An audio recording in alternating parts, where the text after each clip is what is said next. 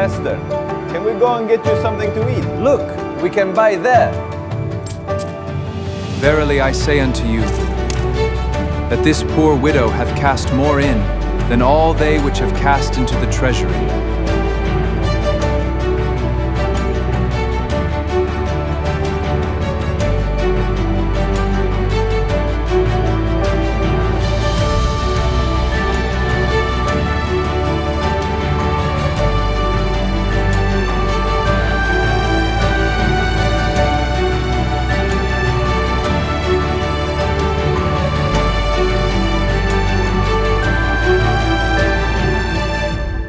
Kom ons vanaand spesifiek, ek weet nie of dalk die tweede maal is ons te doen nie, maar dat mense hier wat hier is vanaand my gevra.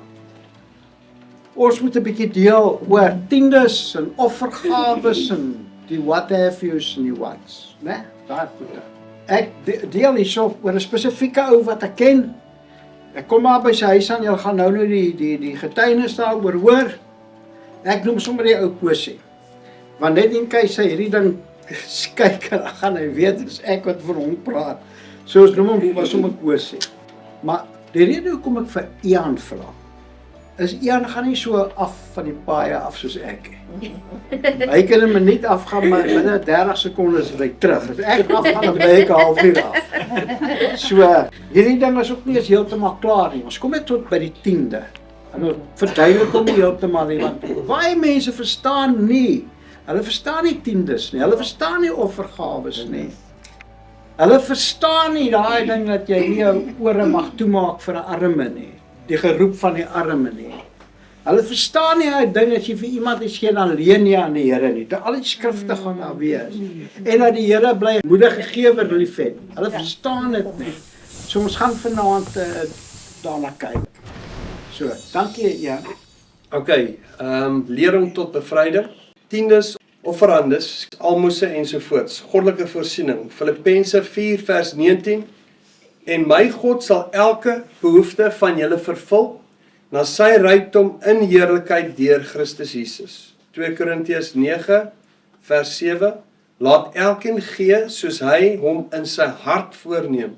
Nie met droefheid of uit dwang nie. God het 'n blymoedige gewer lief. Ek herhaal, die Here het 'n blymoedige gewer lief. Okay, dierbares, ek kom regtig met baie kinders van die Here in aanraking. As ek na hul welstand verneem, hoor ek baie maal, eet seker ook hierdie ou broer Koos, Broekskeerstraat, Knersvlakte. Ja. Naand ou Koosie, hoe's dit broer? Gewoonlik klink dit so iets. Ag ou broer, dit het beter met my gegaan toe my ouers nog vir my gesorg het. Of, nee wat, help jy om te kla nie. Wie sal tog luister? Of, nie te sleg onder die omstandighede nie. Of, ag, wat slegter as kop af kan ek ook seker nie gaan nie. Ons het daarom nog saans 'n stukkie brood op die tafel. En. So gaan die treurmares, né? Treurmares voort. Mens kan sommer klaar sien die ou spandeer min tyd in die woord. Hy sou geweet het. Nou as ek wel ek kan uitbrei op hy sou geweet het. Hy sê bring die volle tiendes na my huis sodat daar spys kan wees in my huis en beproef my hierin of ek nie die sluise van die hemele vir julle sal oopmaak en oor julle 'n oorvloedige seën sal uitstort nie. Hy sal die sprinkaan afweer. Dit is wat hy sou geweet het. So Filippense 4 vers 19. En my God sal elke behoefte van julle vervul na sy rykdom in heerlikheid deur Christus Jesus. Jy hoef nie swaar te kry nie. Dis nou om Saar wil praat. Jesus wil jou help. Nie net vir sommiges nie, broer. Hy is lief vir ons almal. Kyk wat leer hy ons, maat. Handelinge 10 vers 34. En Petrus het sy mond geopen en gesê, ek sien waarlik dat God geen aannemer van die persoon is nie. En weer, Saar wat praat, ons word ewe opreg behandel. Die Here is net so lief vir jou as vir my. Of ons pastore of visievoorsitter, want so lief het God die wêreld gehad, dat hy sy enige gebore seun en sovoorts, Johannes 3 vers 16. Nie waar nie? Vraagteken. Deuteronomium 32 vers 10. Hy het hom gevind in die woestynland en in 'n woeste wêreld, vol gehuil van die wildernis. Hy het hom omring, op hom ag gegee, hom bewaak soos sy oogappel. Kyk, ons is die Here se oogappel. Deuteronomium 32 vers 11, soos 'n arend sy nes opwek, oor sy kleintjies sweef, sy vlerke uitsprei, hulle opneem, hulle dra op sy vleuels. Ons sal wat weer praat, maar dit word van kinders van die Here verwag om in sy geregtigheid te wandel. Dit beteken om een van sy regverdiges te wees. Die dag toe jy gedoop is, jy het die raad van die regverdige God aanvaar en jy deel van sy geregtige leefstyl geword. Matteus 3 vers 15, maar Jesus het geantwoord en vir hom gesê, laat dit nou toe, want so pas dit ons om alle geregtigheid te vervul. Daarna het hy hom toegelaat. Lukas 7 vers 29, en toe die hele volk en tollenaars dit hoor, het hulle God geregverdig deur hulle te laat doop met die doop van Johannes. Maar die fariseërs en wetgeleerdes het die raad van God aangaande hulle verwerp, deur hulle nie deur hom te laat doop nie. Daardie tyd het die Heilige Gees jou van sonde ensovoorts oortuig. Mense het bekeer, is onderdompel in die enigste waterdoop wat die Bybel beskryf, wat ons almal reeds ken, en ons wag soms op die doping in die Heilige Gees. Nie net om in tale te praat nie. Nee, meneer, Johannes 16 vers 7. Maar ek sê julle die waarheid. Dit is vir julle voordelig dat ek weggaan. Want as ek nie weggaan nie, sal die trooster nie na julle kom. Maar as ek weggaan, sal ek hom na julle stuur. En as hy kom, sal hy die wêreld oortuig van sonde en van geregtigheid en van oordeel. Van sonde omdat hulle in my nie geglo het nie, en van geregtigheid omdat ek na my Vader gaan en julle my nie meer sal sien nie, en van oordeel omdat die owerste van hierdie wêreld geoordeel is. Gedurende die Pinksterfees, nadat Jesus na die Vader teruggekeer het, het hy sy Gees uitgestort. Lering vir 'n ander keer. Hierdie het ek ou Koos vertel toe ek hom een aand gaan besoek het. Treurmare op treurmare. Maar onthou jy, ek het jou, nou praat hy met my, né, broer? Pa sê so een, maar ja. onthou jy. Ja, Maar ja. onthou jy? Ja, ek voel maar net, daar moet jy bekeer. Ja. Bekeer, Ja. as jy wat jy voel, daarbij. Ja, nee, ek verstaan dit, Okay. maar ek voel ek hier pa bietjie met my, want dit het hy het vir my ook geleer wat ek nou gaan lees. Ja. Maar ja, ons was ook maar op hierdie treurmare pad gewees. En ek het verskriklik baie skuld gehad, seker 600,000 rand se skuld, ek my pa 200,000 geskuld. En toe het Pastor Salen gaan leer van hierdie, en ek was altyd daar waar ek op die arm van vlees gesteun het. En toe die Here eers ons begin toets, hy het by een aand getoets, ek het net genoeg petrol gehad, my voertuig was klaar leeg, toe gehaal ek vir Pastor Justin, julle het hom al ontmoet, meeste van julle, in Khayelitsha van Brackenfell af, my kar was klaar leeg. Toe bring ek hom om te kom bid, en toe ek hom terugvat, toe moes ek hom vat in Khayelitsha in op 'n leë tank. Die tweede keer, toe dog ek nie, ek het nie soveel geloof nie. En ek sê vir hom, broer, ek sê, brother, can you maybe lend me 100 rand? En hy haal 100 rand uit en die Heilige Gees sê, moenie op die arm van vlees steun nie. En ek sê, weet jy wat, sit dit terug. Hy sê, no, but brother, here. Ek sê, no, don't worry about it. En ek ry met hom met 'n leë tank weer terug in Khayelitsha in, soos 11 uur die aand. En ek wil nie daar gaan stop nie, maar ek vergeet die Here het my 2 keer in 'n lokasie beskerm toe ek deur die lokasie is, sonder 'n voertuig, destyds. En ek begin bid, en ek dog as Pastoor Sadel hulle sonder petrol kan ry, dan kan ek dit seker ook doen. En ek ry en die Here vat my terug huis toe. En daai volgende oggend stuur hy vir my 2000 rand in. Hy lê op iemand se hart om my iets te betaal. En so die Here my getoets. En op 'n sekere stadium kan ons huis nie verkoop nie, want iemand bind die verkope daarvan. Okay, hy moes dit doen, want ons het 'n groot fout gemaak en ons het in Riversdal gebly het vandag, as hy dit nie gebind het. Dan kom hy ou aan nie. Dan kom hy ou nie aan nie, as hy vandag kom teken het, dan kom hy nie aan nie, dan bind hy dit. En die een dag gaan klaar by die Here, ek sê, Here, maar wat gaan nie aan? En toe sing ou Jimmy in my oor, hy sê, hold on my child, joy comes in the morning. Ja. En toe die Here my beproef gevind het, dat ek regtig dit doen wat ek geleer word deur my voorganger, toe is ons skuldvry, van daai oomblik af. En toe die Here ons begin seën. Okay. Maar onthou jy, ek het jou destyds gewaarsku om in die woord te bly en ernstig heilig te lewe. Of sê pa dit nou vir hom? Ja, vir hom. O, ek het pa dit vir my ook gesê. Ek het nog gesê, dit beteken nie dat jy iewers op 'n berg met jou harpie moet gaan sit en psalms sing nie. Nou pa het ek so in die berg gevlug het. Dis godsdienstigheid. Nie goed nie. Heilig leef beteken om afgesonderd van die vlees te leef en om soveel moontlik in die gees te bly in Christus, omdat jy in hom ingedoop is, Galasiërs 3 vers 27. In hom bly jy rein en onveroordeel. Romeine 8 vers 1, daar is dan nou geen veroordeling vir die wat in Christus Jesus is, vir die wat nie na die vlees wandel nie, maar na die gees. Psalm 5 vers 13, want u seën die regverdige, o Here, u omring hom met welbehae soos met 'n skild. Kyk bietjie broer, wie seën die Here? Ja broer, jy sien reg, hy seën die regverdige. Tel jy onder die regverdiges, dan sal jy 'n geseënde van die Here genoem word. En jy en jou kinders sal altyd in oorvloed lewe. Hoe weet ek dit? Vra jy, kyk hierna, Johannes 10 vers 10. Die dief het gekom om te steel en te slag en te verwoes. Ek het gekom dat hulle lewe en oorvloed kan hê. As ons nie in oorvloed leef nie, is ons mos onregverdig, onskriftuurlik en onder Satan se koninkryk. Broer, hoe op aarde kan ek dit sê? Maklik. Christus Jesus is ons geregtigheid. Hier is die bewys, broer, 2 Korintiërs 5 vers 21, want hy het hom, Jesus, wat geen sonde geken het nie, sonde vir ons gemaak, sodat ons kan word geregtigheid van God in hom. Psalm 11 vers 5, die Here toets die regverdige, maar sy siel haat die godlose en die wat geweld liefhet. As dit in jou kamp sleg lyk, toets bietjie jou gesindheid teenoor die Here.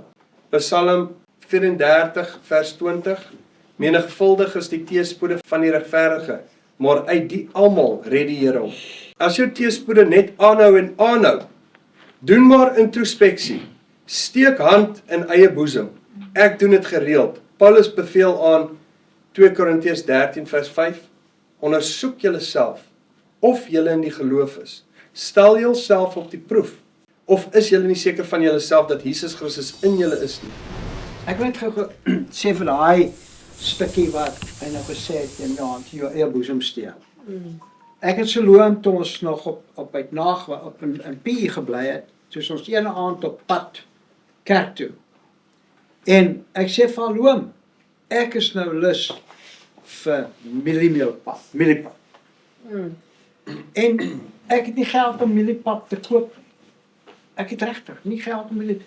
Die hele huis is daar, is allerhande goed wat ons dinge het, maar ek het nie mieliepap nie. En ek is nou vir mieliepap. Vir niks anders nie. Ja, van die ander goed in die huis nie, mieliepap. En so gaan ons kerk toe en op pad terug, toe gaan my selfoon af. Toe het iemand vir my R200 betaal. Ek sê, nou gaan ons mieliemeel koop. Ene, ons kom daar by die mieliemeel plek. Daar gaan die kaart nie deur nie. Nee, ons het bank toe gegaan, ekskuus tog, ons ATM. Daar wys hulle, daar is niks geld in nie. Toe het Absa my geld gevat vir onkoste, ja. Toe is daar niks. En ek ry nou, as ek opset, nou dink ek, maar, kyk, ou soek jy skuld by iemand anders, maar, jy het nog iets verkeerd gedoen? Nee, soos wat? Jy het nog geskinder van iemand hê. Sê nou sien ek, sê daar kwaad, en nou moet maar versigtig raak vir haar, sy kwaad raak. Maar nou sien ek, sy is nou kwaad, maar nou dink ek, maar, want ek het niks gedoen, nee, ek is meer so onskuldig soos nog iets. Hoogheilig. Maar so gaan slaap ons. En in die middel van die nag maak die Here my wakker, hy sê, hoorie, sit bietjie jou hand in jou eie boesem. Hy sê, dan herinner ek jou aan iets. Wow, goeie avond. Daar kom die ding uit, was ek. Ek het 'n verkeerde ding gesê. En die Here sê vir my dadelik, wat dit was. En ek staan pas so wakker, ek sê, ma, dit was nie jy nie, is ek. En ek sê, ek het die fout gemaak, dis kom die ding nou nie deur gegaan het he. Maar ek bely daai ding. Maar die volgende jaar gaan die ding af, soos daar weer R200 betaal. Jy sien, baie maal, dan doen ons 'n ding wat verkeerd is. Dan loop ons paadjie nie reguit hê. Dan is daar 'n kronkel in hy pad. En dan wil ons hier soek en dan dink ons, baie maal dink ons, maar die duiwel het ons nou weer getackle, is die duiwel nie. As jy jouself gepoeikeer. Deur 'n ding wat jy gedoen het of nie gedoen het nie. OK. So, dis wat ek doen, want ek sien Paulus hy bekeer hom elke dag. So, ek maak elke dag foute, so ek moet my elke dag bekeer. Maar nou help dit ook nie, jy bekeer jouself en jy bely jou sonde, jy staan dit nie. OK, kom op by plek ook, ek praat van myself, as die sonde bely en laat staan. OK. Ja, Paulus sê dat hy kastei sy liggaam en maak dit diensbaar, sodat hy nie dalk verander gepreek het, maar self verwerplik is.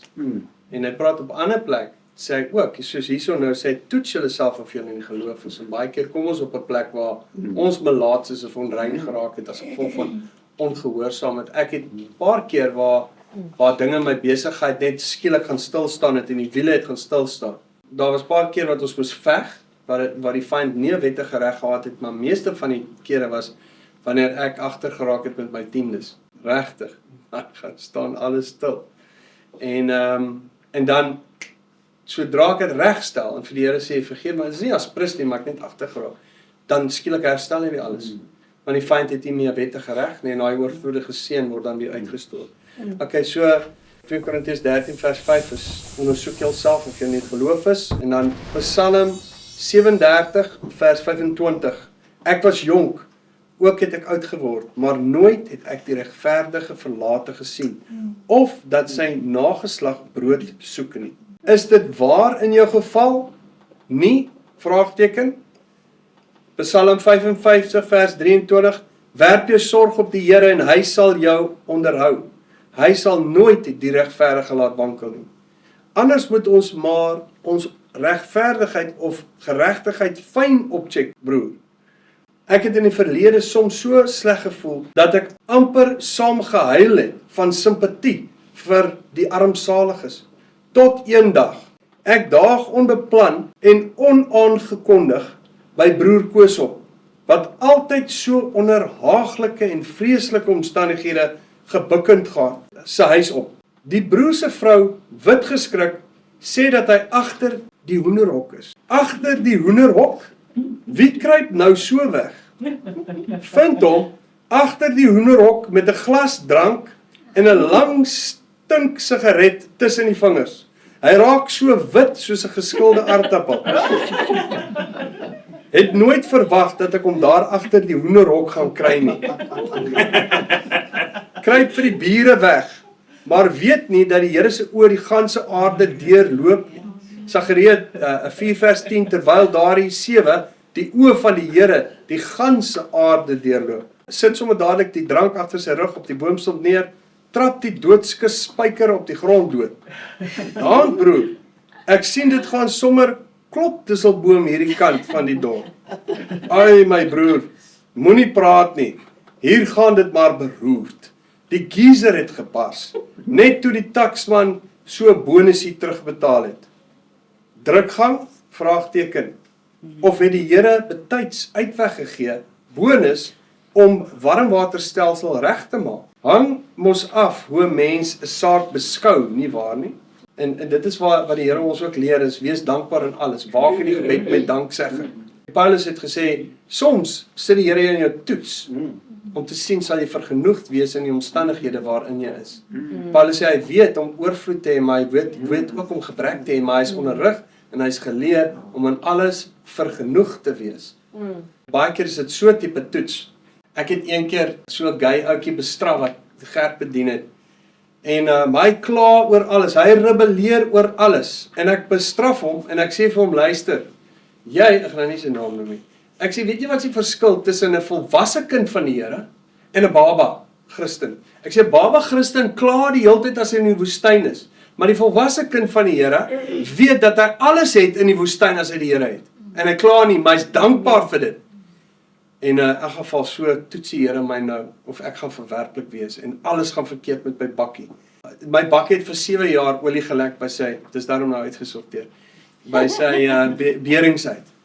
En ek spandeer soveel geld, ek laat dit afval, ek laat die bakkie overhaul en dit vat 'n maand. Die ouens mors my tyd. Toe ek dit terugkry, toe lek nie net die een kant nie, maar al twee kante lek en my vol werkie. En ek ry berg toe, maar ek kan voel die vyand wil hê ek moet murmureer. En dan wat sê die woord, doen alles sonder murmurering en teespraak. Hy wil hê ek moet nou murmureer. En ek sit daar so en ek kan voel hoe kom hierdie ou ondankbaarheid en rebellie terug. Ek voel hulle draai hier om my. Die vyand wil hê ek moet begin kla. En ek sê net in my gedagtes, Here, ek wil nie teen die sondig nie. Aanslag is groot. Ek sê, wat moet ek doen? En die Here sê, jy weet wat om te doen. Ek sê, ja Here, ek weet wat om te doen. Ek schaam my swaard uit. Ek sê, daar staan geskryf. En ek slaan die vyand in mekaar en met die woorde van God. En ek jaag hom weg. Toe begin ek die Here prys. Ek sê, ek prys U vir hierdie bakkie, want ons kon 'n ander bakkie oor kan die straat gekoop het, wat perfek was. Ek sê, maar ek moes hierdie bakkie kry. Hierdie ene wat nie perfek is, want hierdie bakkie het my gelouter. En my gewys, daar is nog steeds loog binne in my wat moet uitkom, maar hy het my gedruk tot op daai punt, dat ek kan sien, hier is nog ondankbaarheid, hier is nog 'n bietjie rebellie hierso.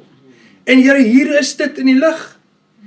Dankie vir hierdie bakkie, want ek kon nou hier opgeloop het.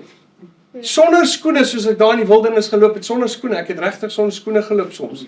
Ek het een keer 'n ou beggar se skoene wat hy weggegooi het, sonder sole aangetrek, net dat dit lyk ek het skoene aan. En ek het dit met checkersakke vasgemaak, en dit is nie so vlak nie. Ek sê, ek kon nou daar gewees het, ek prys U vir hierdie bakkie, want Here, ek het opgeloop teen die berg, ek ry lekker hier op. Ek sê, dankie Jesus, vir hierdie bakkie. Amen. En weet jy wat sê die Here vir my? Hy sê, nou het jy dit. Nou het jy dit. Dit is 'n moeilike toets geweest, maar okay, kom ons gaan. Waar is ons nou? Wou nog die naweek bietjie gaan kamp het. Die Here wou julle dalk eerder in die kerk sien. Dis nou die man wat sê hy wil nog 'n bietjie gaan kamp het. Die Here wou julle dalk eerder in die kerk sien. As nog 'n naweek afwesig. Kyk nou. Jy sien hoekom ek nie meer so baie kerk toe kom. Dis nou die ander man. Die weergebore storie werk verander, nie vir ons nie. Jy getuig amper by elke diens en die Here doen absoluut niks vir ons nie. Onthou jy verlede jaar November, toe ons jaarlikse bonus uitbetaal is. Ons wou by my maale op Oudtshoorn vir Kersfees gaan kuier het. Toe pak daai skorrie morrie en dan in hakkies, onvergeset synde vloek. Ou corona se klatsplaat op en ons doen maar die tuinroete al om die huis,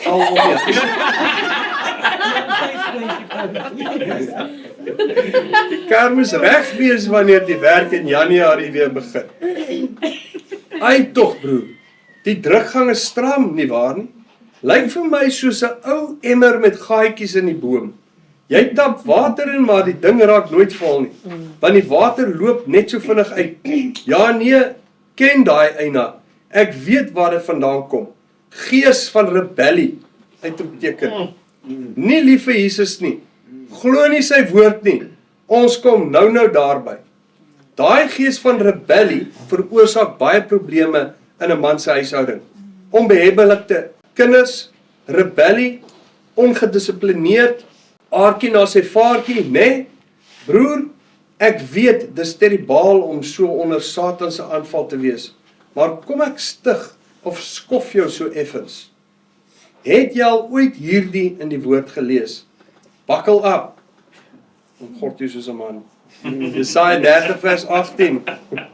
En daarom sal die Here met ongeduld daarop wag om julle genadig te wees, en daarom sal hy hom verhef om hom oor julle te ontferm. Want die Here is 'n God van die gerig, welgeluksalig almal wat op hom wag. Broer, kan jy sien dat die Here jou wil bless, al gebeur wat ook al. Hy wil hê dat jy op hom moet wag. Sy kinders hardloop nie doelloos van plek tot plek en soek hulp en raad by ander nie, want Jeremia 17 vers 5, so sê die Here, vervloek is die man wat op die mens vertrou en vlees sy arm maak, terwyl sy hart van die Here afwyk. Jy bely mos dat die weergeboorte nie vir jou werk nie. En dan wil jy nog verwyte en beskuldigings links en regs rondgooi. Nie waar nie? Ek is sommer lus en los jou net hier in jou ellende. Maar ek gaan maar voort vir jou gesin se onthaalwe. Jou van jou sienswyse te probeer verander. Mens moet wag totdat die Here sy wil in jou lewe bereik. As jy jou hart nie langer verhard nie. Ek het dit vandag vir iemand gesê. Die werk van die gees van rebellie dadelik bind. Ek wil net bysê daar, pastoor Saar het my soms bestraf. Want ek het gepreek en sê, bestraf die wat sondig in die teenwoordigheid van almal, sodat hulle ook kan vrees. En daar bestraf hy my eendag voor almal. En ek sit so en ek kan voel hierdie gees begin draai om my. Dit voel soos 'n black hole. Ek het dit een keer vertel en ek gaan uit en ek sê vir daai rebellie gees, ek sê vir jou rebellie in Jesus naam, ek bind jou. Jy los my nou in Jesus naam en ek loop terug en ek gaan sit. En ek sê ek vat dit. En dis waar die Here my begin verander het. Hy het my getoets. En natuurlik het hy so lekker sy smaal weggesteek, soos altyd. Okay, die werke van die gees van rebellie dadelik bind.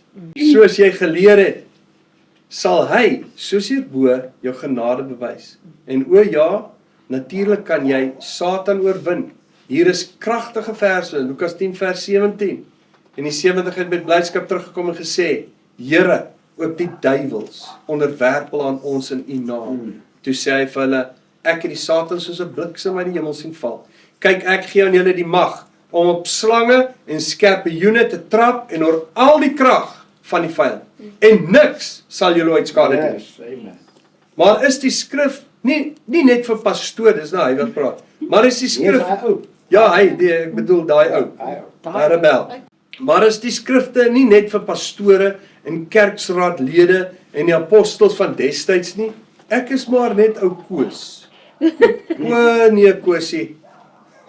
Ek het van jou 'n disipel gemaak en dis vir al die kinders van die Here, almal, maar ook net diegene wat na hul bekering in water gedoop is. Kyk hierdie bevestigende skrif. Markus 16 vers 15. En hy het vir hulle gesê, gaan die hele wêreld in en verkondig die evangelie aan die ganse mensdom. Hy wat glo en hom laat doop, sal gered word. Maar hy wat nie glo nie, sal veroordeel word. En vir die wat geglo het, sal hierdie tekens volg. In my naam sal hulle duiwels uitdryf. Met nuwe tale sal hulle spreek, slange sal hulle opneem en as hulle iets dodeliks drink, sal dit hulle geen kwaad doen nie. Op siekes sal hulle die hande lê en hulle sal gesond word. 1 Petrus 5 vers 5. Net so moet julle, jongeres, aan die oueres onderdanig wees en wees almal met ootmoed bekleed in onderdanigheid aan mekaar, want God weerstaan die hoogmoediges, maar aan die nederiges gee hy genade. Verneder julle dan onder die kragtige hand van God, sodat Ekskuus tog. Die rede hoekom daai skrif vir Koosie gegee het is. As sy pa daar kom, dan is hy die meneer. Hy's voor in die koor. Hy beledig sy pa. Hy luister na sy pa nie. Al sy goed, alles loop verkeerd by hom. Alles, wat hy ook al aanpak, alles loop net verkeerd. Tot ek eendag vir hom sê, weet jy wat, hoekom sukkel jy so? Jy eer jou pa nie. En weet jy wat, wie hoeveel kinders van die Here kom ek by, wat nie hulle ouers eer nie. Jou goed gaan nie regkom nie. As jou mond teen jou pa of teen jou ma of teen jou oupa en jou ouma of wie ook al so oopmaak en hulle sommer voor alle mense beledig en verneder. Vergeet dit. It's not gonna happen. Dis hoekom ek daai skrif, daai is nou vir hom. Meer spesifiek. ja, ek is as ek bedien was en ek gaan van Bessies eet na Styk, dan het ek weer vir hom gesê, ja, maar my pa dit, maar dan begin ek my pa sleg maak. Ja. Dan begin ek, jy kan dit sien voor die oë hoe sleg, hoe raak ek die mekaar weer en erger. So erg dat ek mal voorgekom het en dan te bestraf hy my. Toe sê hy, as jy aanhou terugkyk en jy vergewe nie jou pa nie, kan jy nie vergewe word nie. As die Here nou kom, gaan jy nie saam nie. Want die koning het jou vergewe, maar jy wil nie vergewe nie. Toe besef ek, dit is waar die vyand my opgetrip het. Ek het nie my pa geëer nie, ek het heeltyd sleg gepraat van hom. Okay, so, verneder julle dan onder die kragtige hand van God, sodat hy julle kan verhoog op die regte tyd. Werp al julle bekommernisse op hom, wat hy sorg vir julle. Wees nugter en waaksaam, want julle teestander die duiwel loop rond soos 'n brullende leeu en soek wie hy kan verslind. Hom moet julle teestaan, standvastig in die geloof. omdat julle weet dat dieselfde lyding opgelê word aan julle broederskap wat in die wêreld is. Ek wil net bysê dat baie mense kom en hulle sê, maar hy is nie soos 'n bril en 'n leeu nie, hy maak maar net, hy is eintlik 'n muis met 'n... Dis absolute nonsens. Hy sê, hom moet julle teëstaan. Staan vastig in die geloof. Die woord sê ons het nog nie ten bloede toe weerstand gebied en ons stryd teen die sonde nie. Wie is die versoeker? Wie besit die sonde? Hy sê, omdat julle weet dat dieselfde lyding opgelê word aan julle broederskap wat in die wêreld is.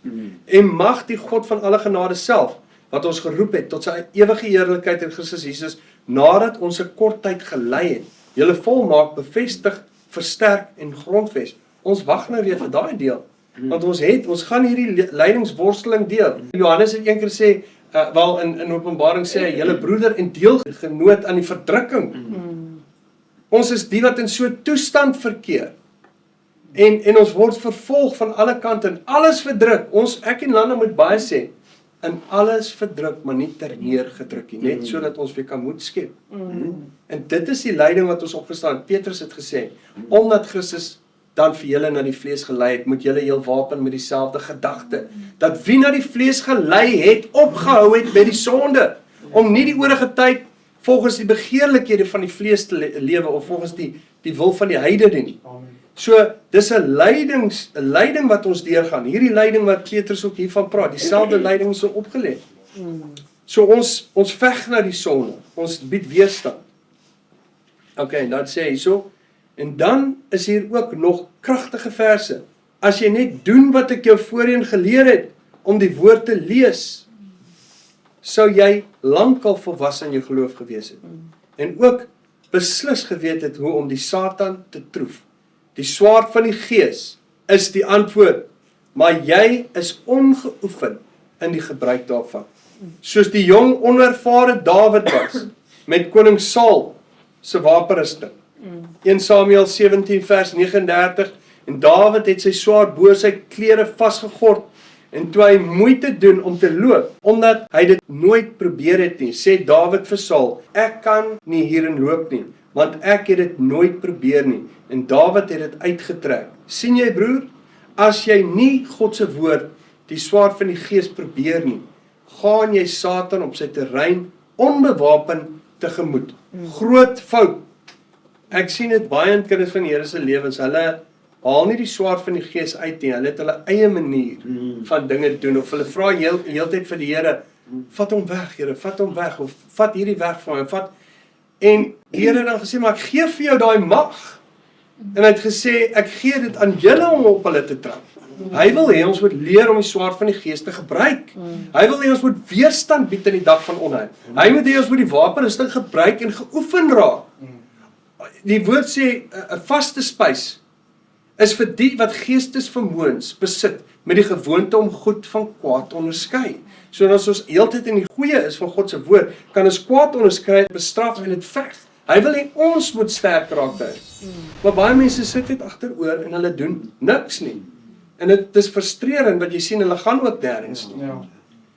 So, ek wil net sê, ek het 'n persoon hier in die strand, as die buurvrou haar skel, dan bel sy my. Ek sê, maar hoekom bel jy my dan? Jy weet mos wat om te doen. Ek sê, maar wie wat? Jy's lui. Baie kinders is lui. Hulle wil nie self bietjie daar gaan en fight met die vyand nie. Nou bel hulle jou elke keer, en sê, maar nou, dis die gevaar van die ding. Ons het 'n ander vrou ook, in daar in, hoe se naam, daar, in die Vitas daar bo, ek vergeet nou aan die Transvaal. Dan bel sy vir hom, en vra sy vir hom 'n ding, en hy's gentle and kind, ek is hy. Maar hy's ook nie meer so gentle nie, want hy raak te moeg. Dan bel sy hom, en vertel sy vir hom 'n storie, maar sy los 'n dingetjie uit. As sy my nou bel, dan sit sy hy dingetjie by. So nou verskil my antwoord van wat Jan vir haar sê. So en dan later bel sy terug sê, maar Jan het gesê dis okay, of anders is sy vir Jan, oom Saar het gesê dis okay, en sê, hey, jy het nie daai stukkie vir hom gesê nie. Maar die gevaar is, jy kry verkeerde raad. Maar nou, lui mense, wat hulle doen is, ek bedoel nie daarby iemand moet ons nie bel en vra vir raad sy iets verkeerd van hom. Maar weet wat? Try jou eie ding. Maar dit is wat in die woord staan. As jy vir die duiwel sê dit staan geskryf, dan staan dit geskryf. Ek vertel eendag vir 'n ou, hy sê, ek sê het jy sê drywerslisensie gekry? Jou. Ek sê hoekom nie? Nee, ek het dit en dat gedoen. Ek sê sien, dis wat ek jou wil sê. Jy kan nie dink jy kan met jou wiel oor hy lyn sit as hy K53 boekie sê jy moet aan die kant stop nie. Dis soos God se woord sê. As jy nie dit doen nie, kan jy mos nie dit verwag nie. En dit is presies dieselfde ding, dit werk op dieselfde prinsip. 'n ander ou het daai boek geskryf. Nou is dit wet. Miskien is dit vir ons nie so grand of wat ook al om dit te doen nie, maar dis die wet, jy kan dit nie verander nie. En dis dieselfde, God het hy die boek geskryf. Dis sy reëls. Ons moet sy reëls nakom. En hy gaan net so goed vir my luister as hy luister vir Arma.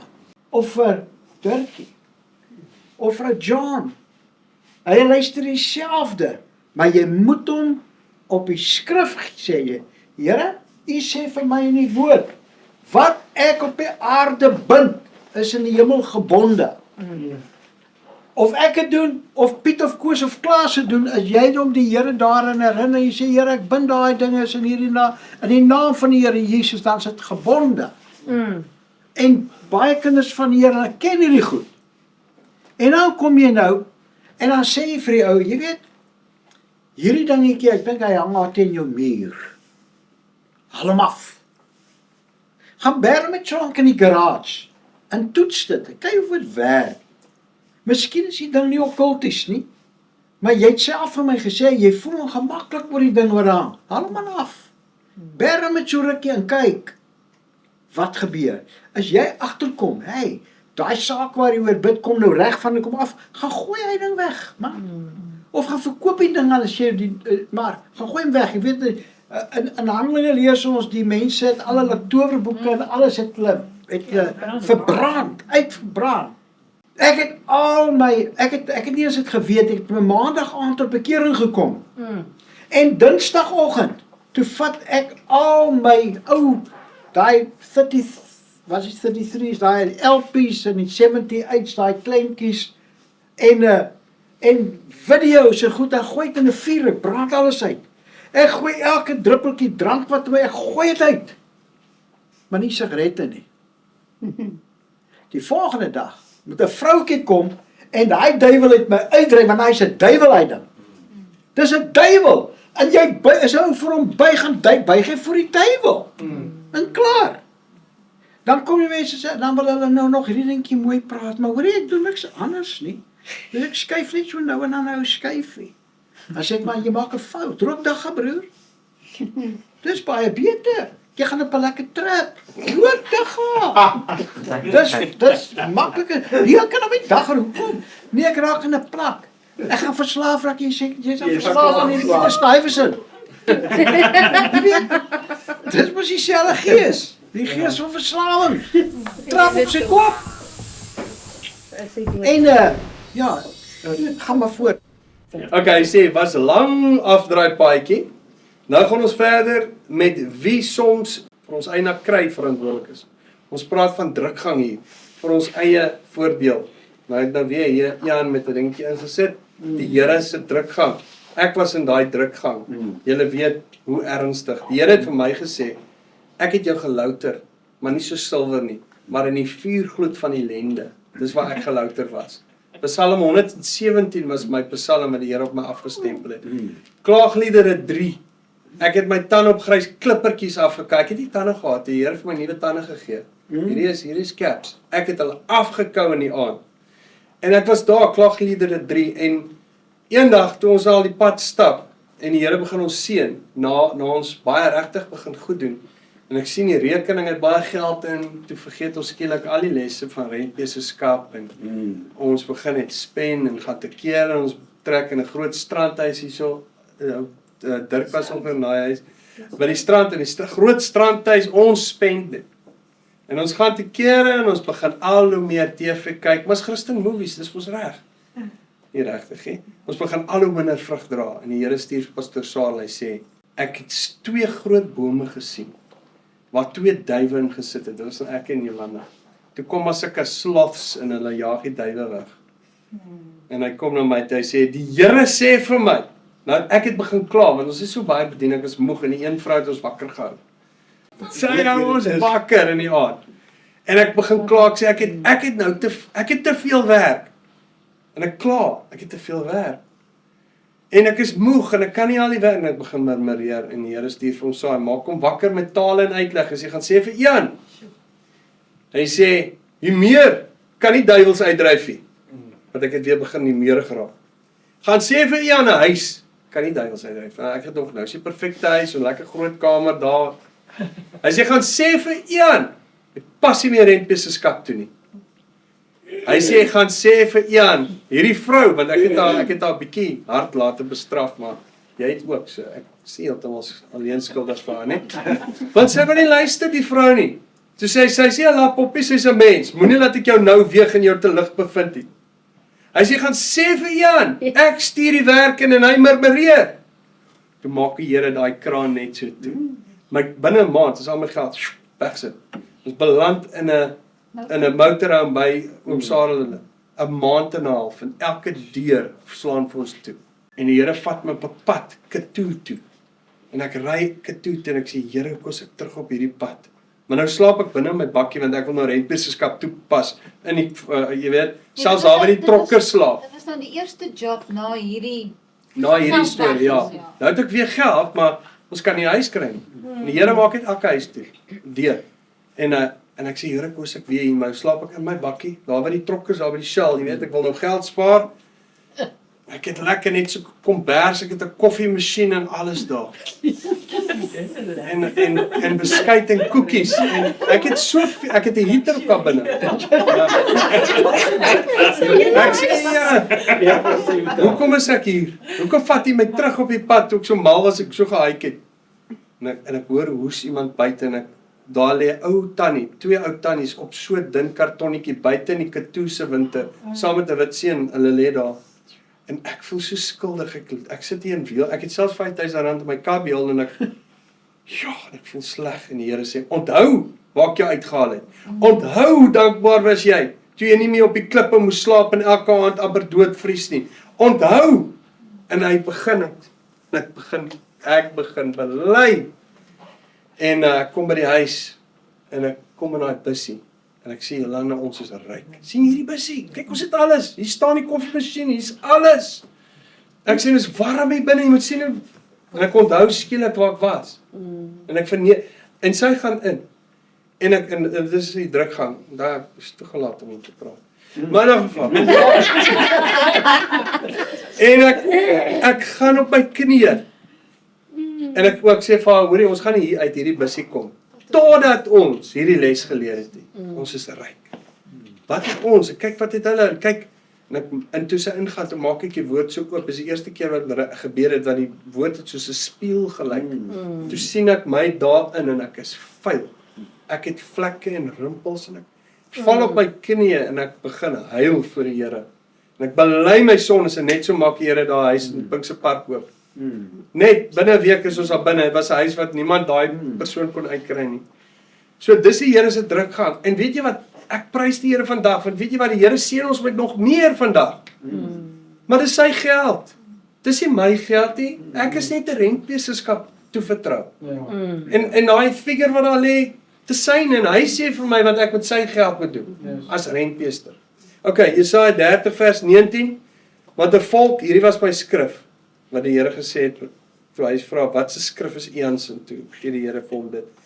Jesaja 30 vers 19, want 'n volk sal op Sion in Jerusalem woon, jy sal nie meer ween nie, sekerlik sal jy jou genade bewys op jou hulp geroep, sodra hy hoor, antwoord hy jou. Die Here gee jou wel brood van benoudheid en water van bedruktheid. Hoe nou? Wie doen dit? Nooit. Maar jou leraars sal hulle nie langer verberg nie, maar jou oë sal jou leraars sien, en jou ore sal 'n woord agter jou hoor. En hy sê, oh praise the Lord, it's the Holy Ghost and power, and it's keeping me alive. Wat sê, Dit is die weg, wandel daarop wanneer jy regs of wanneer jy links wil gaan. Toe hy my daai skrif gee, ek was nog de mekaar. Toe hoor ek 'n stem agter my, hy sê vir my, daar is jou leraar, ek het hom nou vir jou gestuur, luister na hom, maar soos autoriteit wat ek veel kan beskryf, en ek skrik sommer, en ek so, dis my leraar. Hoe lank wag ek nie nou vir my leraar nie, hoe het ek rondgetas in die donker later? So ek moes luister, en toe sê die Here vir my, onthou, 'n man wat baie bestraf word en sy nek verhard, sal onversiens verbreek word sonder dat daar genesing is vir hom. En toe ek so kyk na my, toe ek net so maar, ek was net beentjies. Doch ek kan nie verdere verbreeking deurgaan, ek sal dit nie maak nie. Toe kies ek maar om te luister. Dis maar beter. Maar in elk geval. Okay, boetjie gee vir my asseblief wil getuig. Wat was daai nou? Dis the Holy Ghost and power and it's keeping me alive, die water van benoudheid en brood van betrektheid. Ja, o ja, okay. Ja, weet jy, daai tyd toe Ian so daar in die bosse en die goede en die dinge was en hy 'n ding wat hom vreeslik gepla het. Hy het niemand vertrou nie. En op 'n dag toe gee die Here vir my daai skrif. En die Here sê vir my ek moet dit vir hom gee, maar wat sê die Here? Hy sê Ian, gaan dit verstaan. En ek dog toe, ek gaan sê dit vir hom. En toe verstaan hy. En van daar af het hy geweet, jou oë gaan jou leraar sien. Jy mag miskien kyk en sê, miskien een van ons leer julle iets. Hy sê maar 'n belangrike ding is, jou oor gaan 'n woord hoor. Agter jou, wat sê, hier is die weg, Armand, wandel al. Wanneer Armand sy eie pad wil vat, of hy links wil gaan of regs wil vat. Ja. Ek en Salome is een oggend is ons by 'n bidtieraam daar by die kerk. En skielik gee die Here my 'n woord. En ek staan op. En ek sê, so sê die Here. En ek sê, hier's iemand hier. Julle het gery met 'n groen Synchro kombi, 4x4. En julle het in die Vrystaat gery teen 'n opdraand op en toe julle bo kom, toe is daar 'n T-aansluiting. En julle moes besluit of julle links en of julle regs sou gaan. Ek sê julle het regs gegaan. Toe beland julle by 'n plek waar julle nie moes wees nie. Terwyl as julle ore oop was, sou julle gehoor het, die Here sê draai links. Maar jy sien die pad regs was geteer. En die pad links was 'n grondpad. Toe kies hulle die maklike weg, John. En toe beland hulle in 'n vreeslike ding. Maar in elk geval, na die diens, hier kom 'n vrou huil aangeloop na ons toe. Met 'n man by haar. En het 'n swart vroutjie, 'n meisie by gehad wat hulle deur die land geneem het, sy deelgeneem aan atletiek, nee maar. En hierdie vrou huil, sy sê ons is die mense met die groen kombi. En dit is 'n 4x4, is 'n Synchro kombi. En ons het in die Vrystaat, sy verduidelik die ding net soos presies soos die Here dit vir ons gegee het. En hulle beland in 'n dorp. En hulle dog is die regte plek en hulle koop 'n huis. Sy sê ons kan sy huis weggee vandag. Ja. Toe sit we nou in 'n Vrystaatse dorpie wat nou, hulle is die enigste ligvellige mensies daar op die plek. En niemand wil hulle huis hê nie, al wil hulle hom ook verniet weggee. Jy sien, ons moet leer om daai stil stemmetjie te kan hoor. Dis baie maklik om iemand raak te sien en te dink, wel, weet jy, daai is die regte ou. Maar jy moet hier met jy. Jy moet hoor die woord agter jou. Hy sal vir jou skielik sê en jy kry hierdie gevoel in jou en jy moet luister na reg woord, maar jy kan nie net optree nie. Jy moet luister. As die Here vir jou sê, dan sal jy weet, want jy ken sy stem. Maar baie mense is nie geoefen om my stem te hoor nie. So jy moet maar die Here vra, Here, leer my om my stem te hoor. En dan moet jy optree volgens dit, maar ek bevestig dit tot vandag toe. Eers in die woord.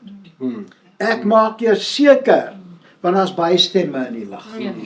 Ek maak seker, dis die Here wat het gesê, voordat ons optree.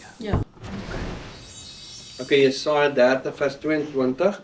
En julle sal verontreinig die oortreksel van jou gesneede beelde van silwer en die beslag van jou gegote beeld van goud. Jy sal dit weggooi soos iets wat besoedel is. Weg daarmee, sal jy daarvan sê. Hierdie oortreksel van jou gesneede beelde, die woord sê, dat rebellie is soos die sonde van heksery en eie sinnigheid of stubbornness soos beeldediens. En dit is ook dit wat jy gaan weggooi. Is daai rebellie, daai beelde wat jy opgerig het teen die kennis van God. Dit sal jy dan weggooi. Dis deel van daai selfde Jesaja 30 vanaf vers 22. Nou begin jy reg dink, reg optree, regte besluite neem, jou gedagtes nie meer besoedel met 'n spul onsin nie, en die Here begin saamwerk met jou. Kyk nou na hierdie beloftes, broer. Jesaja 30 vers 23, dan sal hy reën gee vir die saad waarmee jy die grond besaai, en broodkoring wat die grond voortbring, en dit sal smaaklik en voedsaam wees. Jou vee sal in die dag wei op 'n uitgestrekte weiveld, en die osse en die esels wat die grond bewerk, sal voer met sout eet, wat uitgewan is met skop en gaffel, en op elke hoë berg en op elke verhewe heuwel sal strome wees, waterlope op die dag van die groot slagting, as die torings val. Ek wil net bysê, dit is natuurlik die seën van die Here wat ryk maak, maar ook gaan dit hier oor die vroeë en die laatreëns in die evangelie, die saad waarmee jy die grond moet besaai, sodat jy kan vrug dra, jou vee, jou skape, wat jy na die Here toe bring, en hulle sal voer eet met sout in, en daai is die sout wat mee ons woorde sal besprinkel wees, en dan sê op elke hoë berg en op elke verhewe strome wees, natuurlik die stroom van lewende waters waterloop op die dag van die groot slagting, want die torings val. Die torings natuurlik is alles wat die Satan opgerig het teen die kennis van God, wat jy dan nou neerwerp. Die Here gee ons oorgenoeg kans om van vlees en slegte gedagtes en verkeerde af Gods goed ontslae te raak. Natuurlik fisiese goed ook in ou se huis. Sien dit net raak as tree korrek op in die Here se weë. Ons is daarom nou op 'n lang afdraaipaadjie. Nou tree ons toe tot die nitty-gritty van ons lering, getuienisse. Dierbares, hierdie lering gaan baie getuienisse ten opsigte van die Here se getrouheid aan sy woord, sy beloftes ensovoorts bevat. Waar u dalk al reeds van my getuienis gehoor het, vergewe my asseblief, daar is baie mense wat my hieroor vra, wat ek in gedagte moet hou. Bou vir julle 'n huis. In 2012 verhuis ons van PE af na die strand vir 'n kort rukkie, tot so middel van 2014. Woon ons in 'n piepklein huisie, waar die slaapkamer so klein was, dat mens nie eers van gedagte kon verander nie. Let alone moving something around. Nee, regtig. Die badkamer plafon was so laag, dat my kop daarteen gestamp het. Ek, 'n ou shorty, ja. Nou, op 'n dag sê Looms, my vrou en getroue ondersteuner, en geen nonsens van kaboutertjies, dwergies, babe engeltjies, viertjies, hekse, narre, hollaks, sangomas, ander satan goeters, soos doepa en moetie of papsak ouens nie. Hy vat nie sulke nonsens.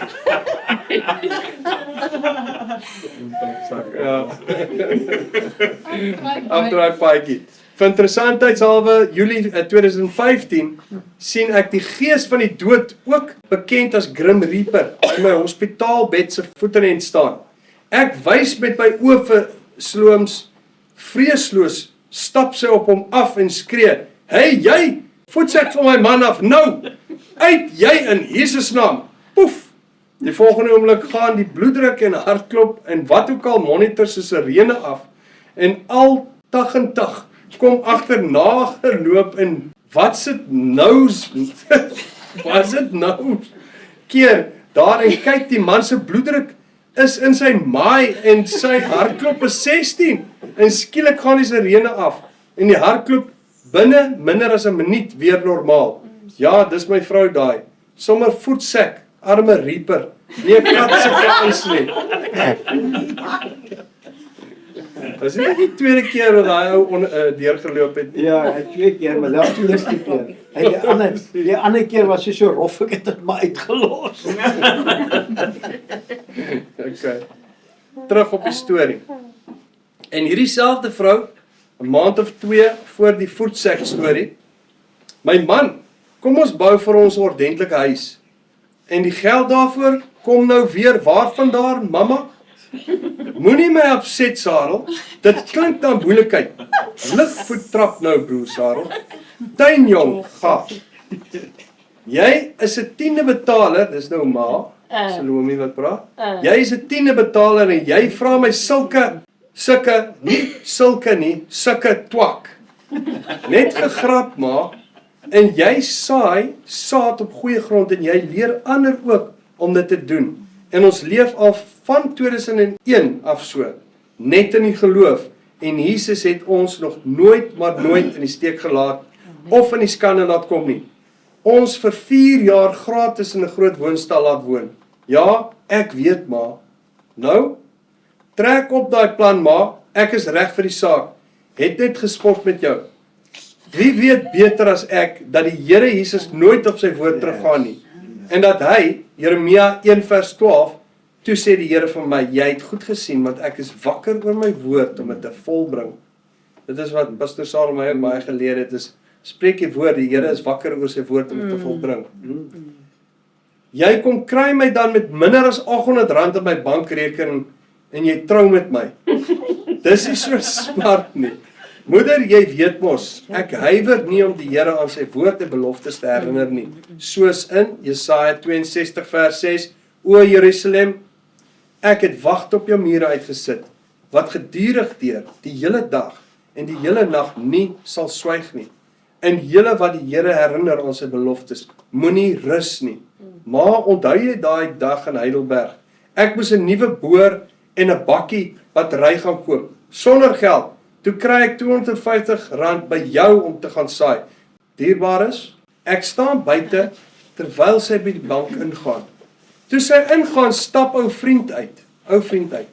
Hy kom reguit na my toe en druk R1000 in my sak.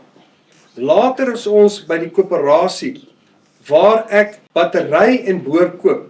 Toe dieselfde vriend daar instap en vra wat ons daar maak.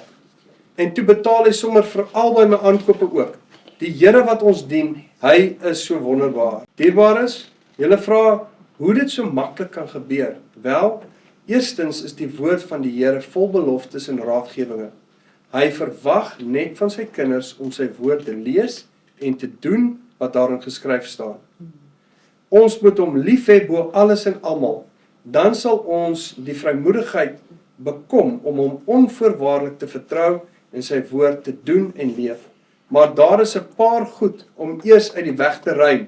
Dinge soos tiendes, offergawes, saadsaai en so voorts.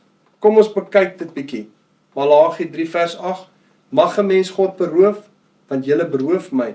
En julle sê, waarin het ons u beroof? In die tiendes en offergawe. Sê mense sommer dadelik vir my, dis Ou Testamenties en wetties. Ons is los van die wet. Nee meneer, maar ek wil dit hê. Reg so dan. Gaan klaar dan by die bank en los my maar in vrede. Ek betaal myne en kan maar net van die Here se goedheid en guns getuig, dat hy die vensters van die hemel gereeld vir my oopmaak. Dis sy beloftes en hy hou daarby al vir meer as 30 jaar. Ek het lank terug die volgende in die woord gelees. Ek wil net by sê hierso dat ons het die wet afgesterf deur die liggaam van Christus. En ons geregtigheid is nou deur Jesus Christus. Maar omdat ons geregverdig is, kom al die beloftes wat God vir Abraham gegee het, kom ons nou toe. Want Christus het die wet onderhou om ons los te koop van die vloek van die wet. Toe hy vir ons gesterf het en nou behoort ons aan hom wat uit die dood uit opgestaan het. En omdat ons geregtigheid perfek is, kom die beloftes van die Ou Testament ons nou toe. Hy sê hier in Hebreërs, hier neem wel sterflike mense tiendes, maar daar een van wie getuig dat hy leef. In 2 Korintiërs 8 en 9 praat van, as jy wil sien hoe jy eintlik moet gee, moet jy maar 2 Korintiërs 8 en 9 gaan lees. Toe ons begin tiendes saai, toe kom ek skuldvry. Toe sê die Here vir my in 2 Korintiërs 8, julle het wel 'n jaar gelede begin. Toe is dit 'n jaar gelede wat ons begin het by die tiendes. Hy sê maar voltooi dit nou deur wat julle besit, want toe word ons so gebless. Toe kan ons nou offergawes, ons kan nou, wat noem pa dit altyd? Almoses gee. Ons kan in ander bedieninge ingesaai het. En toe begin ons dit voltooi deur wat ons besit. Nie net waar toe ons begin het nie. En toe is dit later is dit 'n liefdesdaad aan die heiliges. En is oorvloedig aan danksegging aan God, want soos jy dan nou bless, begin die Here God verheerlik vir daai blessing. En dan sê dit hierdie woord, hy sê hy het uitgestrooi, hy het aan die armes gegee, sy geregtigheid is tot in ewigheid. En dan kom die Here en hy vat jou nog verder, en hy wil hê jy moet self seën die wat jou vervloek. En hy sê in Lukas, hy wil hê jy moet volmaak wees. God laat self sy son en sy reën oor die ondankbare, sê dit in Lukas, selfs oor die ondankbares, laat hy dit opkom, sy son en sy reën. En hy sê, wees julle dan volmaak soos julle Vader, en dan wil hy, ons moet dit doen. Ons het een keer 'n vrou in ons huis gehad, sy was 'n heks, sy het tot bekering gekom, dis die eerste persoon wat ek gesien het, wat van heroin verslawing, toe Pastor Sarel die eerste bediening wat ons by was, die gees van heroin uit haar dryf, toe ruk sy so, en toe sy los. En sy het geen onttrekking gehad, en ons het gesien hoe sterk sy aan. Toe begin sy weer ongehoorsaam word, sy het by ons gebly. En sy so in rebellie. En dit was nie eens lekker om in my eie huis mee in te gaan nie. Ek wil haar net daai aand los by die huis. Want ek wil hê ons moet wegslip en gaan by Rotties toe. Ek sê, Jolanda, hierso, wil jy by Rotties toe gaan, ons bietjie uitkom hierso, ons net daar hier los. En dan loop ek weg, sy sê, ja. Ek sê, slip ons weg hierso. Die Here sê vir my, hy sê vir my, doen aan jou naaste, soos jy aan jouself gedoen word. Ek sê, maar Here, ek seën hierdie vrou, sy het stuitjie in my huis, en sy is so ondankbaar. Hy sê, seën die wat julle vervloek. Hy sê, doen goed aan die wat vir julle haat. Hy sê, selfs oor die ondankbares. Want ek sê toe nou, die Here is so ondankbaar, ek sê, ja. En so hou die Here aan en aan vir my skrif te gee, dat ek aan hom moet seën. En die laaste ene wat hy vir my gekry het, is, doen aan jou naaste soos jy aan jouself gedoen wil hê, want ek wil nog 'n pizza eet en nou moet ek dit aan haar ook doen. Ek sal dit nou maar doen. Maar my vlees het so, want ek was besig om verbitter te raak teenoor haar, omdat sy so ondankbaar is en ons eintlik vervloek in haar kamer terwyl ons goed is vir haar. Nou gaan kniel ek sê, Here, asseblief gee my die krag om dit te doen. Regtig, ek wou dit nie doen. Dis waar jy toets, né? Ja. Nou staan ek op, maar ek sê ek vir luister. Wil jy, en ek hoop so sy gaan nee sê. Ek sê, wil jy dalk gaan pizza eet? Sy sê, o ja, dit sal lekker wees. Wie sal nou nie sê vir pizza? Ja, en nou ry ons. Nou is ek is, maar jy weet, ek is nog in die vlees, en ek sukkel nog met hierdie ding, maar ek het eers later gegroei in hierdie ding in. Want ek moet dan my liggaam kastei, jy weet? En ons ry so verby die viswinkel. En ek sê, hoorie, hoekom kry jy maar net vis en chips nie? Jy weet, want nou, en Jolanda sê, maar jy nou nog gesê, ons moet gaan nie. Sê vooral. Aardelik. Ja, ek dog dit nou maar van vis en chips, jy weet ek. Dis so laaste bietjie van rebellie aan my, hè. Maar in elk geval net verder toe gaan eet ons, en die Here het daai aand so gebless, want ek was bereid om myself te kruisig om sy woord te doen. Ook maar net daai aand. En maar geestelik het ek gegroei. Ja. En ek kon goed doen aan die wat my haat. En ek kon haar seën. En sê oor die Here het ook hierdie skrif gesê, as jou vyand dan iets nodig het om te eet, gee dit aan hom. Ek sê, maar Here, ek gee vir God om te eet. Ek wil gaan pizza eet. Maar ons is amper klaar. Kom ons gaan probeer dit. Okay, so sy beloftes, ja, Matteus 4:4, maar hy antwoord en sê, daar is geskrywe, die mens sal nie van brood alleen lewe nie, maar van elke woord wat deur die mond van God uitgaan. Die woord het by die Here se mond uitgegaan. Daar is nie 'n manier dat hy hom gaan beroof nie. Kyk wat waarsku die Here verder. Malagi 3:9, met die vloek is julle belaai en tog beroof julle my.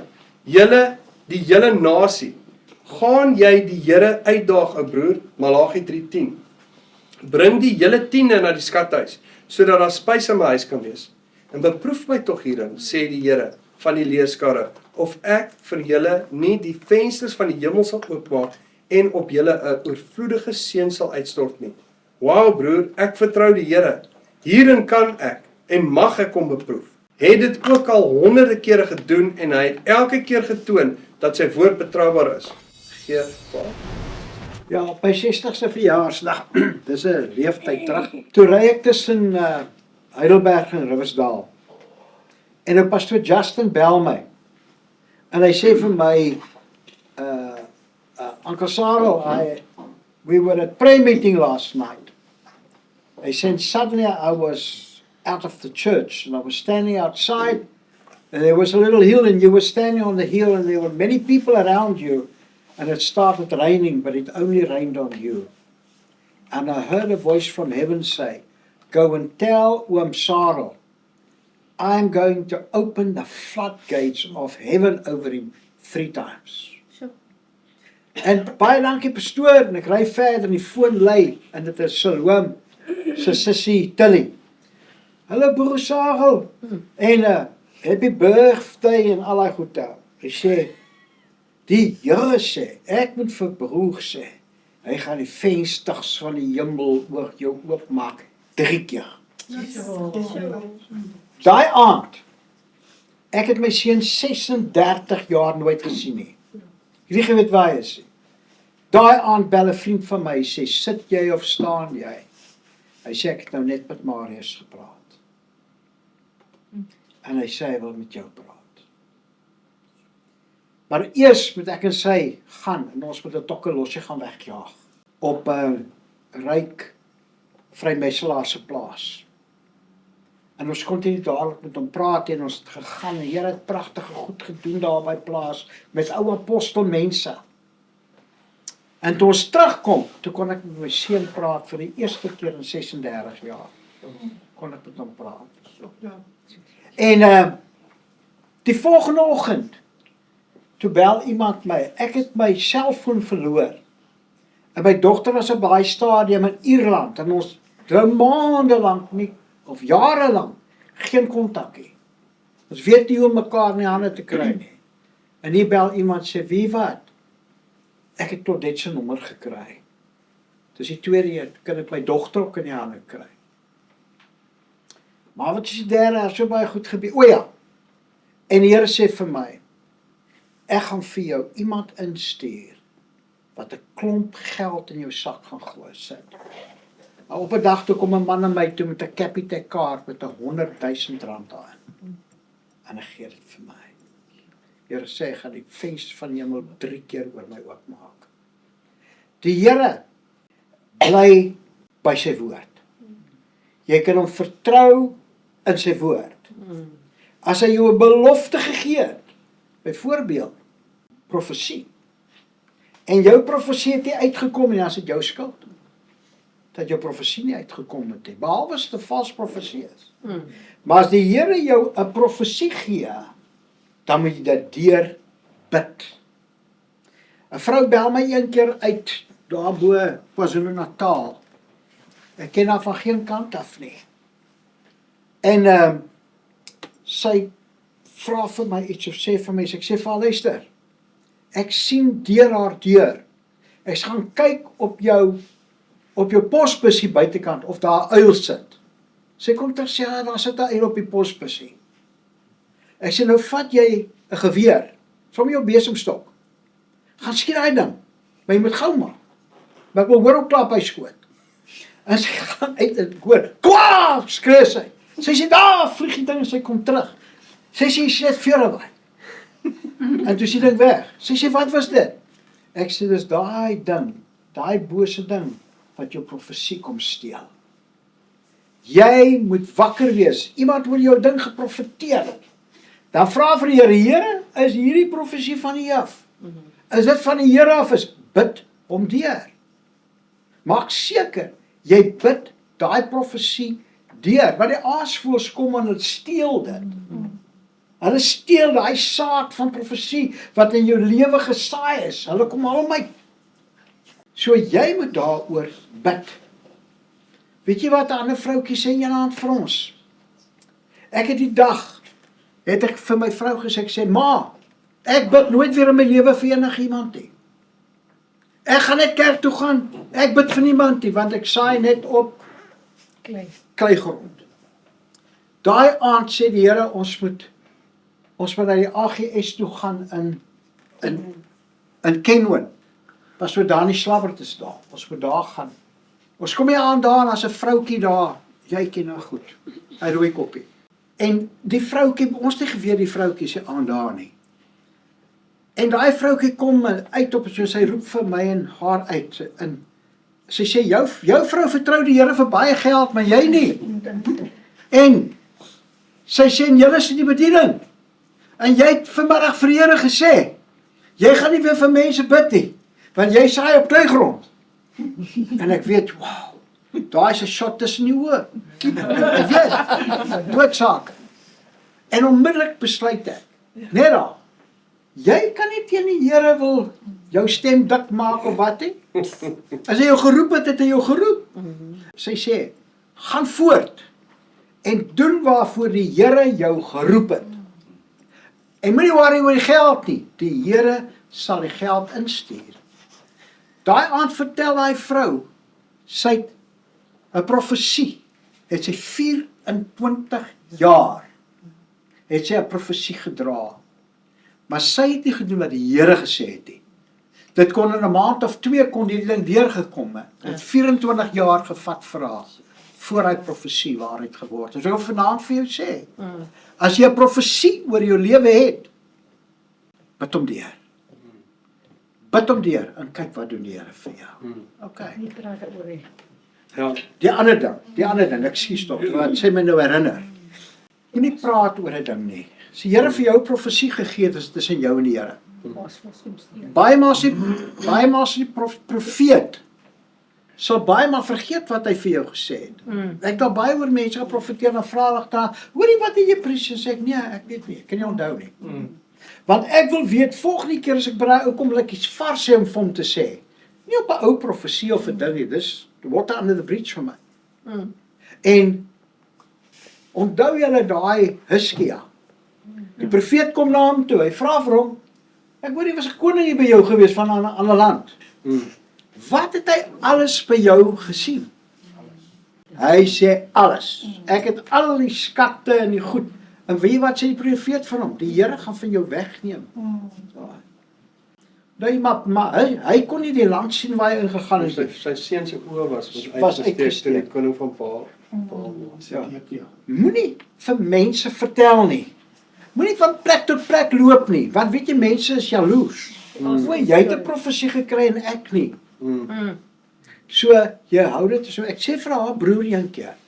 Hy kom na my toe sê hy gaan borde van Mosselbaai afkry Heidelberg toe. Is nou hierdie groot borde waar jy kaste mee maak en so. Chipboard, sulke goed. En hy gaan dit begin verkoop daar in Heidelberg. Ek sê vir hom Sybrand, moet dit vir niemand sê nie. Bly stil.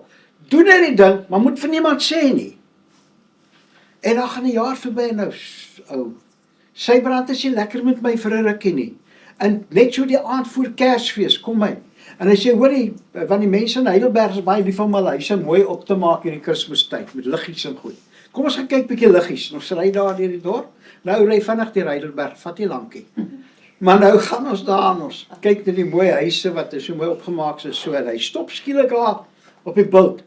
En hy sê vir my, "Swaar, ek moet 'n saak met jou regmaak." Hy sê, "Ek was kwaad vir jou vir die hele jaar. Omdat jy het vir my gesê ek moet my mond hou." Toe dink ek, wie is jy om dit vir my te sê?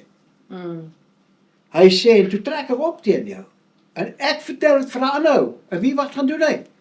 Hy gaan doen daai ding wat ek wou gedoen het. Hy maak vandag 'n klomp geld en ek sukkel." Hy sê, "Ek moes na jou geluister het."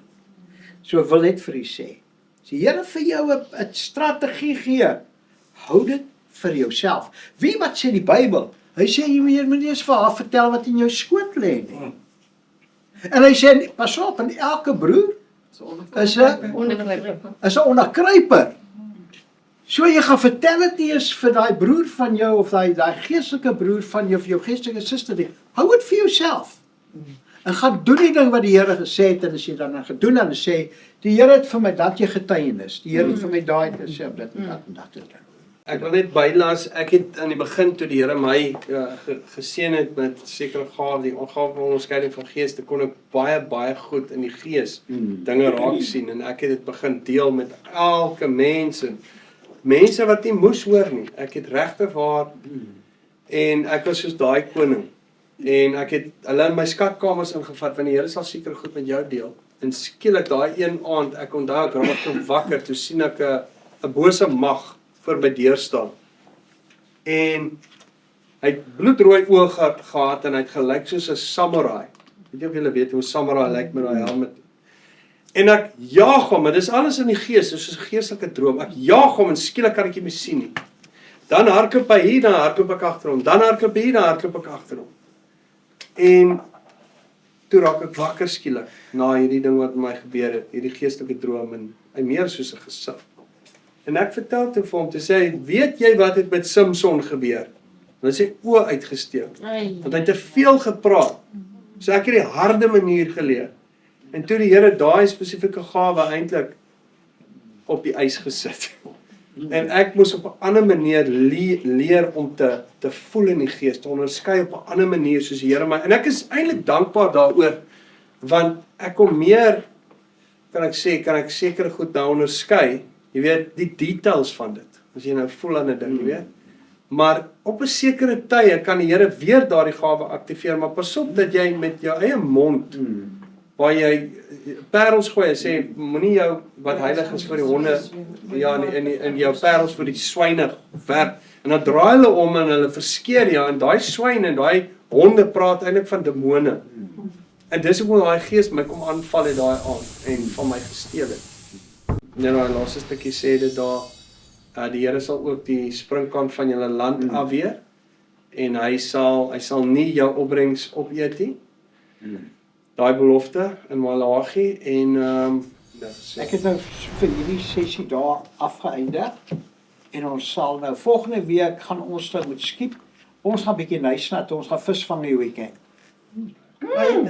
Ja, ons Sielevis. Allee, ons gaan bietjie visvang volgende week aan nysnat. So ek weet nie of almal want hulle gaan saam. Hulle gaan saam. So weet nie of julle ander dalk 'n ding wil bymekaar maak of so nie, kan julle maar onder julle reël. Maar ons gaan nou nie hier wees nie. Ons gaan soontoe, daar gaan glo eland vir ons gespitbraai word en alles. Ons kom saam. Nee, bitches. Nou oké, baie dankie. Dis koffietyd nou. Wil net gou iets sê. Yes. Ek het in my tydjie wat ek met die Here dien, hoor ek nie dit nie. Ja. Niemand praat oor hierdie Ja, goed. Ja. Ek het dit nêrens gehoor nie. Ja. En ek het kom al by die 30 jaar al aan met dit. Ja. Nog nooit dit gehoor nie. Ja. Jy stap hierdie pad op jou eie en jy battle op deur, maar niemand kom en sê vir jou, hoorie, maar dis hoe dit is nie. Ja. Jy kan assosieer met wat jy sê. Ja. Ja. Prys die Here. Amen. Ja, amen. Prys die Here. As een ou iets ken, is daar miskien vir jou vanaand 'n woord van sê dankie vir die Here. Ja. Sê want baie keer dan ewe skielik sal die Here vir ons sê nou dit. Dan is dit nie daar waar jy het geskryf nie, maar jy wil nou dan en baie keer is dit net iemand anders moet dit hoor. Ek wil gou terwyl ek koffie skink net sê daai selfe vrou wat ek die uil gesien het op die posbus. Sy bel my die volgende dag.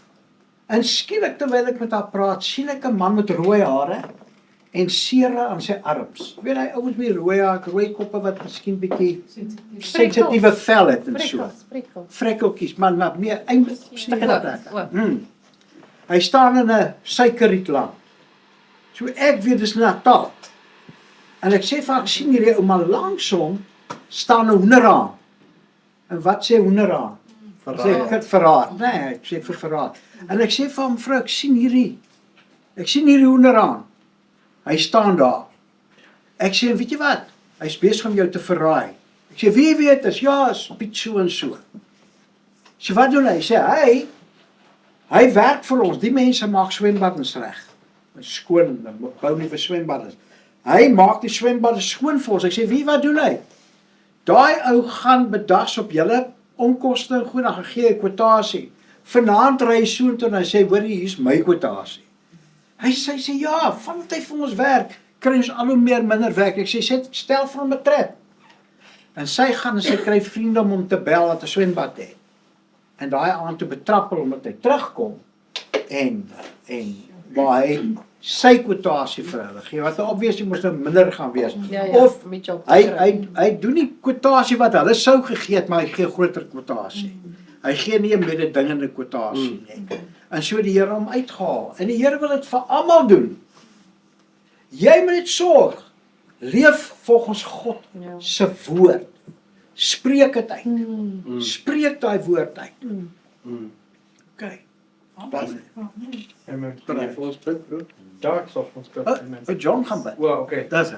Kan ek sommer net vinnig iets sê? Ek wil net bylas daar. Ek gaan nou nie te veel in die detail gaan nie, maar ons het ook hier tiendes betaal en so nou en dan gegee want finansiëel kan mense nie by nie en vandat die Here my weer terug op die pad gebring het, is dit een ding wat hy vir my uitgewys het. Ek kan regtig ek was op 'n baie slegte plek en ek kan vanaand sê dit is die waarheid.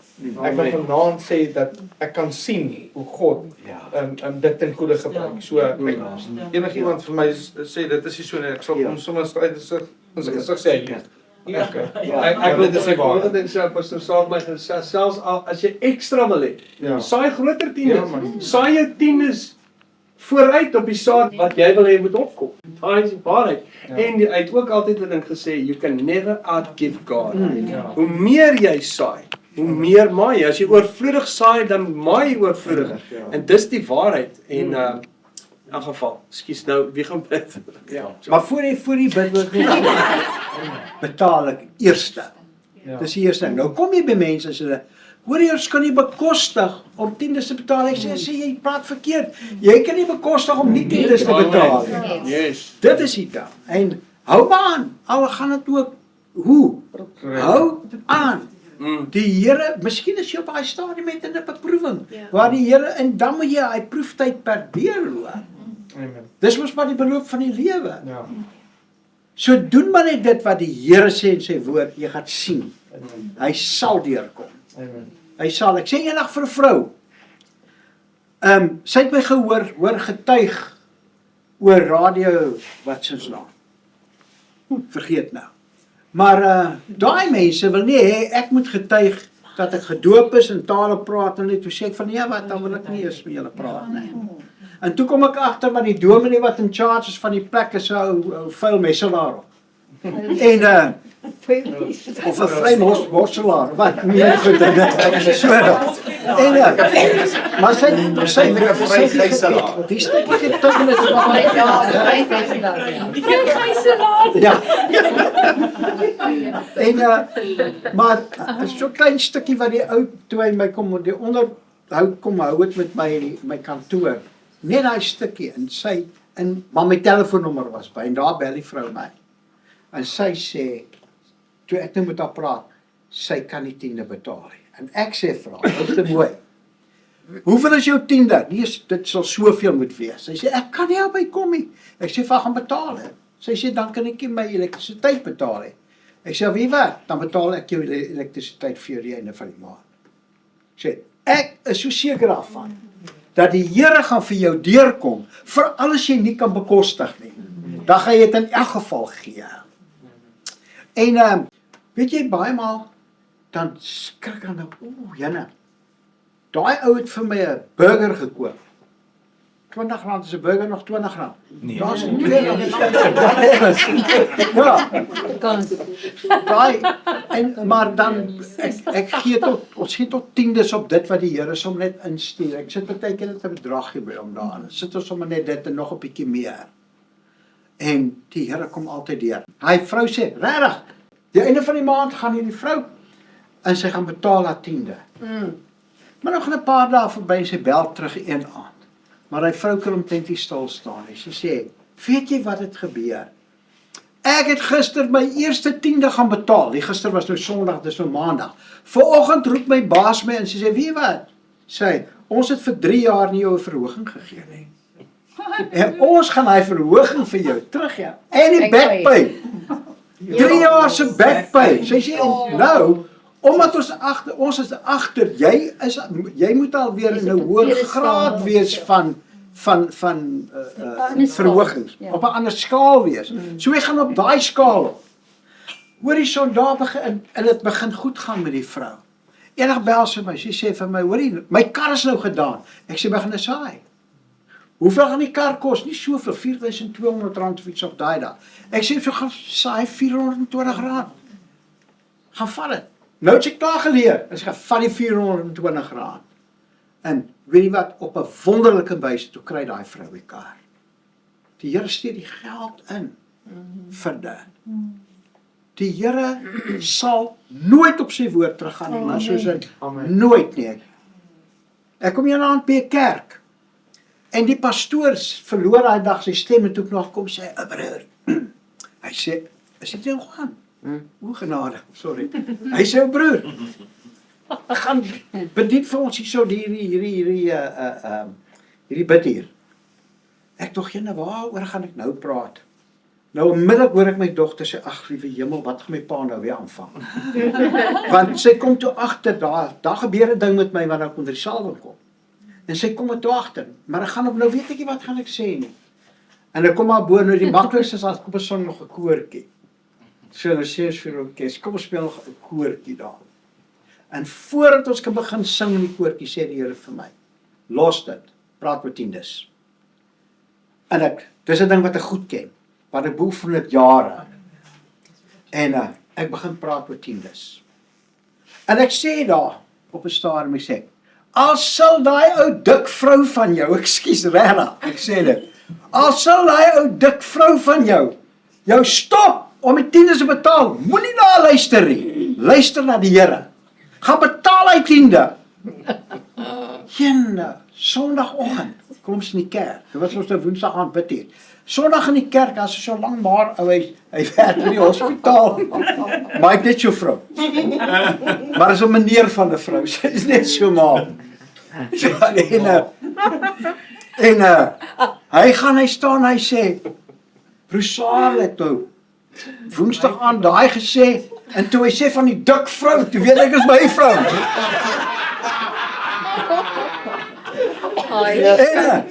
Hy sê, al praat hy om dik vrou ook teen het gaan betaal. Hy sê toe by die huis kom, wil hy dik vrou, jy sê nou maar, toe sê, hy het toe gesê, dis nie ek nie, hou jou bek, ek betaal. Hy sê, ek gaan trek die geld in die bank, en ek kom na pastoor Johan Olivier toe, en ek gee vir hom die geld, vir die tyd. Hy sê, uur of wat nadat hy dit gedoen het, toe bel sy broer my welkom, het sy broer sê van, Piet, ons het jou verneek met Ma se testament, met haar boedel. En hy sê, ons totale skuld is 32 of 34.000 rand. Hy sê, ons gaan jou geldjie inbetaal, en dit was die 32 of 34.000 rand. Nou, dieselfde broer kom toe nou die Saterdag, kom hy nou na die pastoor se huis toe daar. Want, hy hoor nou, ek gaan daar wees. Nou, ek kan agterste voor hom praat. Ek kan agterste voor hom praat. Ek is so nagte temou saam met en dat dit dag doeg temou. Hoe gaan dit met jou mannetjie? Dit gaan goed met my.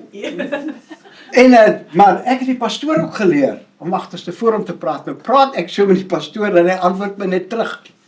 Nou kom maar aanhou, hy aanhou die Sondag by die kerk. Die volgende dag, die Sondag by die kerk, kom hy so, hierdie broer Sarah sal so in die gees. Hy staan by die pastoor, hulle staan in tale en praat.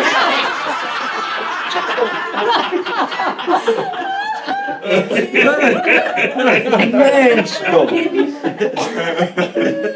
Maar dis maar die apostolies. Ek wil net hier afsluit vir ons bid.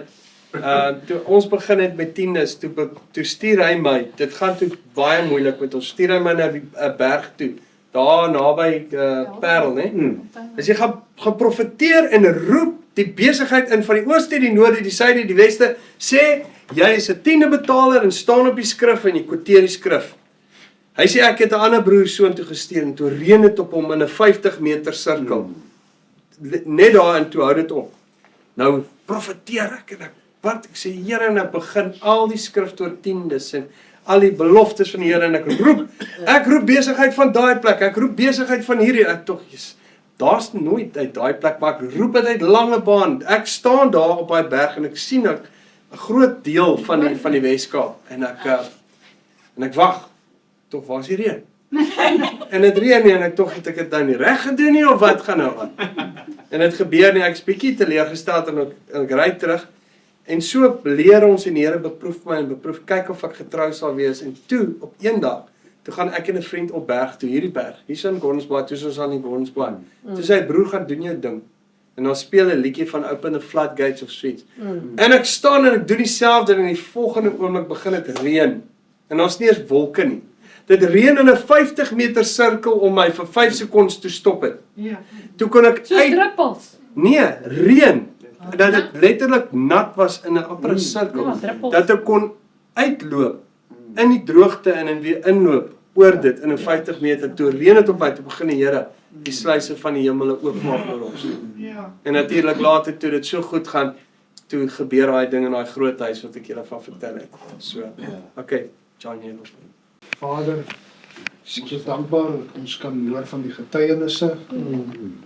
Vader, ons is dankbaar dat ons kan draai na u woord toe. Dankie Vader, u woord is die waarheid. Dankie Vader dat ons daardie selfde woord in ons hart kan wegbêre. Om nie teen u te sondig nie. U het gesê hemel en aarde sal vergaan, maar u woord sal vas staan tot in ewigheid. Vader, en nou vra ons deur die Heilige Gees gelei dat ons dit op dieselfde wyse sal doen. Vader, om dieselfde resultaat te kry. Here, want ons sal nie van brood alleen lewe nie, maar van elke woord wat uit u mond uitgaan. En u sê u is 'n waarmaker van die woord. Vader, ons sê vir u baie dankie. Dankie dat ons u kan vertrou. Dankie dat u vir ons goed is. Dankie dat u ons liefhet en eerste lief gehad het. Vader, ons gaan uit mekaar uit en ons wil vir u vra dat u saam met elkeen sal wees. Dat u opdrag aan die engele oor ons sal gee om ons te bewaar. Here, dankie dat ons kan weggaan met u Gees. Dankie dat ons u beskerming kan geniet. Dankie vir die goedheid en die guns en die liefde en die trou. In die naam van Jesus. Amen. Amen.